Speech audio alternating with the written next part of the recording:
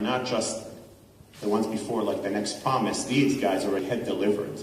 You have Graze, as I said before, started in the UK, is a delivery of snacks to houses, moved to retail, went to the US, it's now about $100 million, extremely successful. You have Chobani, if nobody knows that, you should learn more about Chobani.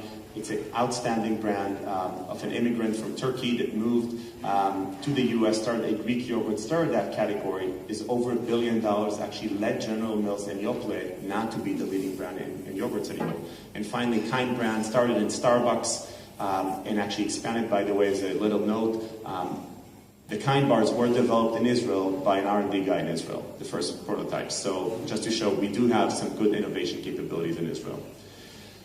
But I was very optimistic. I got all of you guys excited. You're all ready to launch your products and you think you're going to succeed. But guys, wait, this is not very easy. This is actually extremely complicated. The typical retail outlet has more than 40,000 SKUs. Your probability of standing out to that shelf is extremely low. So sorry, I was very optimistic, but I need to bring you back to reality. It's a tough war out there. For the big guys and the small guys, it's a very, very crowded retail environment. And I think there's a few tips that I would love to share with you guys about how I think you can increase your probability of success. And these are tips for Israeli packaged and branded foods. I'll then just show the same for food tech. The first one is something I love. It's called jobs to be done. If you're starting a new product or brand, know what is the job, avodah, that you're solving for consumers. You need to solve a tension point. You need to resolve a problem that they have. If you cannot articulate that, please do not launch your product, do not move forward.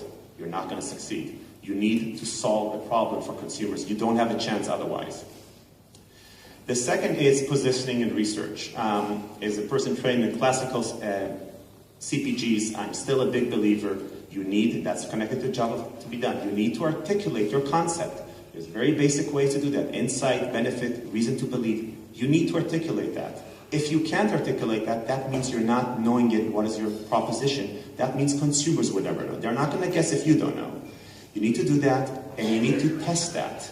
Now, you guys tell me you don't have testing budgets. I know that. That's the beauty of today. Just go talk with your neighbors, put it online. There's super cheap research methodologies. Google has today one. There's Zappy Store. There's plenty of them.